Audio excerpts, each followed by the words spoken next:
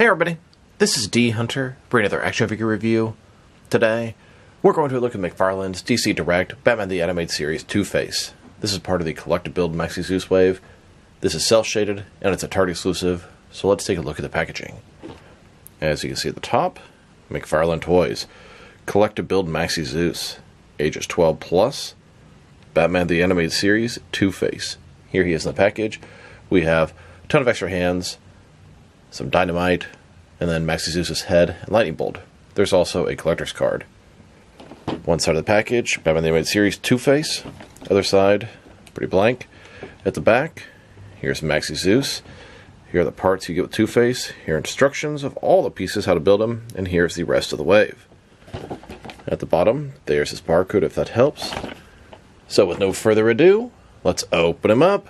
And of course, I did get two of these Two-Face figures. One of which to open and enjoy, the other one to keep unopened in my complete Batman and related unopened action figure collection. And then here he is, next to the DC Direct release of the animated series Two-Face, which came out about 10 years ago. Alright, now that this figure out of the package, here he is with all the accessories laid out. He has a collector's card, 3 alternate hands, totaling 5 interchangeable hands, and a stick of dynamite. Before I deal all that, let's talk about and check out the figure. So this is Two-Face from Batman the Animated Series. What a great origin story, what a great performance, and what a great portrayal in the show. He was Harvey Dent for a few episodes before he became Two-Face, strengthening the friendship between him and Bruce Wayne. Rupert Thorne had evidence of his therapy sessions and blackmailed him. He tried to get him back, ended up becoming Two-Face. This figure is one of the better figures from the original animated line and one of the rarer ones. A little bit larger, more articulated. They were making huge improvements at that point, and then the line just sort of died. Originally, he also came with Maxie Zeus' head, some alternate hands, and lightning bolt, but I've already assembled Zeus, and we'll check that out in a little bit. In the meantime, let's look at Two-Face. So, start with his face here. He's split down the middle. On one side, we have Harvey Dent, District Attorney. On the other side, Two-Face, Gotham's criminal. He's in the traditional black and white suit. White on this side, black on this side, and then black on that side, white on that side with the shirt, and then white on that side, black on that side with the tie. He does have cel shading, and as much as I'm not a fan of cel shading, I appreciate that there's some differences between these figures and the original versions. Looks like no cel shading on the black side, but he's got this gray going all up and down the white side. Beyond that, it's a good-looking figure. It does have single-jointed elbows, double-jointed knees, which was an improvement. The legs are a lot thicker than they used to be. The proportions are a lot better. They're making big improvements to this line, but then it died, and McFarlane is simply re-releasing the old stuff, not continuing with the improvements. And a closer look at his face and head sculpt. I always really liked the design of Two-Face in Batman the Animated Series. He has green skin, white hair, sort of wild on one side. One side of his face, we have Harvey Dent, District Attorney, and I personally would love to have just a plain Harvey Dent figure. On the other side, we have Two-Face, hideously disfigured. Face has bumps all over it. The lips are wide open, teeth exposed, eye is wide open, hair is wild, so is the eyebrow. It all looks really good. And then, here's the figure, broken down as far as he can go, with all of his removable parts detached. Now let's check out his accessories. Slightly disappointed the accessories. The original figure came with more stuff. One was a Tommy gun, and I understand it's not McFarlane's fault. Warner Brothers has a no-gun mandate. Any officially licensed DC figure at this price point and this retailer availability can't come with guns in any way, shape, or form. He also should have had a really small Two-Face coin. That probably costs less than a penny to make and add to the package. I don't know if McFarlane just forgot or they're being super, super cheap, but there's no way that coin costs very much, and it would have been a nice accessory for Two-Face to have. In the meantime, here's accessories. He has 5 hands, dynamite, and a collector's card. Let's start off by looking at the boring stuff. Here's his card. It's an image of Two-Face from Batman the Animated Series flipping his coin. On the back, there is a description. If you want to read that, pause now. Now let's look at his hands. He has a total of 5 of them. 3 left hands and 2 right hands. Here he is with his first pair of hands. These are his fists. Here's his next pair of hands. It's a pair of gripping hands. Left hand is a traditional gripping hand. Right hand is a gripping hand with the trigger finger for the gun that he does not come with. And here's his final left hand. This is a larger gripping hand, presumably to hold his dynamite. And speaking of, Here's his dynamite. I don't actually remember Two-Face ever using dynamite, but I'm sure he did. It's a big roll of a bunch of sticks of dynamite. Looks pretty good, and I can put this to a lot of use in my action figure world.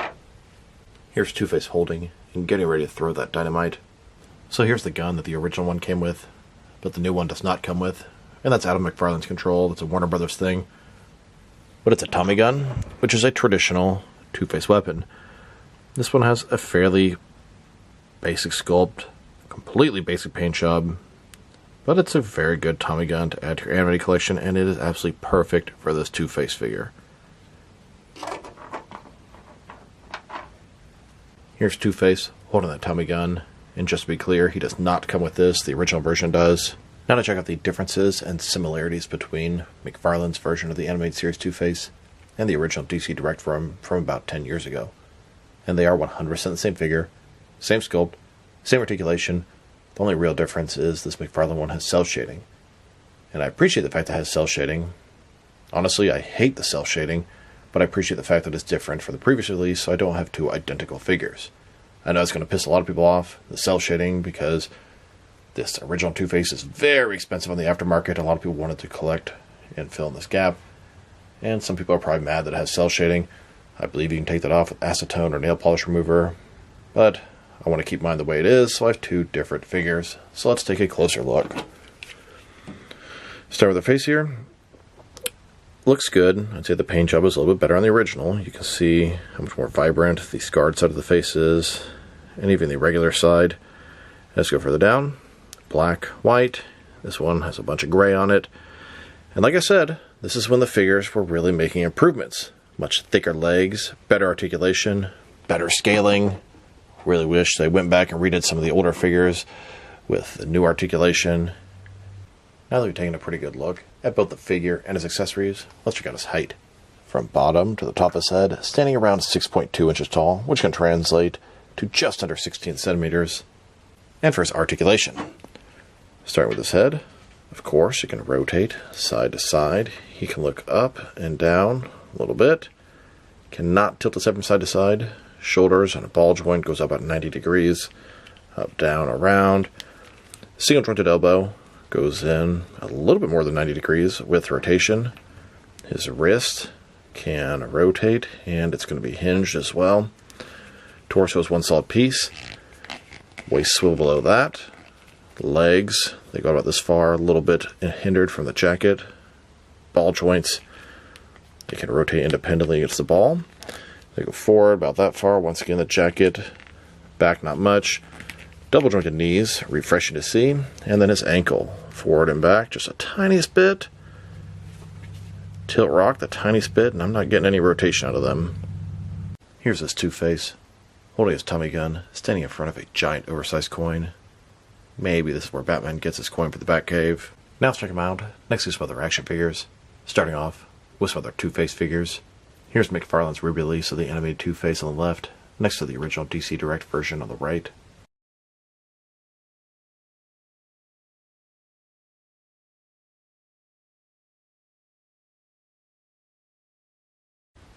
And McFarlane made their own version of the new Batman Adventures Two-Face on the left, and the original DC Direct on the right. And these figures are pretty much identical. Paint job just slightly different. I do wish the McFarlane New Batman Adventures figures had cell shading, so the figures would be a little bit different.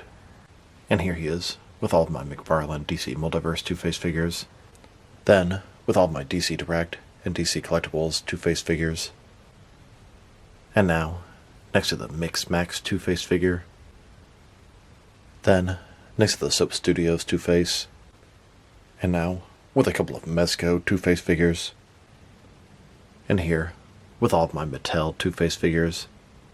Here he is, next to the Mafex Two-Face figure. Then, with an older Kenner Two-Face figure. Here's a look at every single Two-Face figure in my collection. The one that I would like to get my hands on the most that I don't have is the Mattel DC Superheroes Black and White Two-Face. That one looks excellent. Now the next McFarlane DC Multiverse Two-Face coming out is going to be part of the 4th digital wave. It's a Silver Age Two-Face. And you best believe they're going to have a Platinum Chase black and white version. At least that's my prediction. Here's Two-Face, next to a few different Harvey Dent figures by Mafex and Mattel. I would love an animated Harvey Dent like this. Now let's check him out with some other Two-Face henchmen or sporting characters. Here he is next to a Hasbro Marvel Legends White Queen and Black Queen. These are perfect for Batman Forever style sugar and spice substitutes. And here with some older Toy Biz Marvel Legends White Queen and Black Queen figures. These are my sugar and spice substitutes for a long time, until Hasbro released their versions. And here, with a couple of Jazzwares AEW Dustin Rhodes figures. I think it's pretty obvious why I use these as Two-Face henchmen. I even have the bloodied up red version for when Batman gets his hands on him. Then, with a couple of Matt Hardy figures, both in straitjackets. One by Mattel, one by Jazzwares, one in white, one in red and black. Perfect for opposite Two-Face henchmen. And now, with a couple of Mattel Christian wrestling figures. Two-Face always had a thing for having twins for henchmen, and these guys look like they're twins in opposite colors. Next, with the twins from Matrix Reloaded. Once again, twins. Perfect for Two-Face. Always in pairs of two. Now let's check him out with some other DC Direct animated figures. Here he is with the rest of his wave. Batgirl, Lightning Strike Batman, Two-Face, Christmas Joker, collect-build Maxie Zeus. This wave was Target exclusive, and they're cel-shaded. And here he is, next to the previous wave. Both versions of Commissioner Gordon, Blind as a Bat Batman, Trenchcoat Joker, the Riddler, collect-build Lockup. These are also Target exclusives, and cel-shaded. Then, with the most recent wave of the new Batman Adventures figures, this is Wave 3. Wave 4 is out, and I have mine on the way as well. And finally, here he is with McFarlane's Batman Beyond offerings. A couple versions of Terry McGinnis, Old Man Bruce Wayne, and Ace the Bat-Hound. Now let's check him out, next to some action figures from different various companies, so we can see how he fits in, both scale and style-wise, in case you want to know which lines you can mix him with. Since he's a DC Direct animated figure, they're typically the 6-inch scale. I'm going to start off my comparisons with some of these smaller action figure lines I collect, and work my larger. Here he is with some Jazzwares Fortnite figures, and SH Figure Arts action figures. And now, with some Hasbro Marvel Legends and Mafex figures.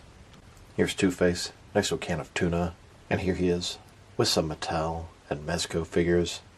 Then, with both some Jazzwares and Mattel wrestling figures. And now, with some NECA and DC Direct figures. Next, with some Diamond Select toys and Jakks Pacific wrestling figures. And finally, here he is with some McFarlane DC Multiverse figures. So overall, it's a pretty nice Two-Face figure. I really like how they sort of scaled them up a little bit, increased the thickness and the articulation. This was one of the last waves of the DC Direct animated figures, and I sort of expected them to go back and give some of the older figures the same treatment, but DC Direct sort of crumbled and the line sort of died off. But Two-Face, Grey Ghost, that entire wave were some of the best DC Direct animated releases that they made. Its accessories, they're good. He should have come with that little coin. I understand the Tommy gun issue. His articulation, very nice. Very pleased. Huge improvement over the previous DC Direct animated stuff. Sculpt and paint job, excellent. Yes, the self-shading is annoying, but from a guy like me who's been collecting since day one, it's pretty nice to have some difference on your figures from the previous release. If I had to rate this guy, give him a solid 7 out of 10. I really do like this Two-Face figure, one of my favorite DC Direct animated figures. So this is D Hunter. Thank you for watching this video. If you liked the video, press like below. If you have anything you want to say about the video, add to the comment section. If you want to see additional action figure reviews from me, press subscribe. I do appreciate you do that. Once again, this is D Hunter. Thank you for watching this video, and I'll talk to you guys real soon.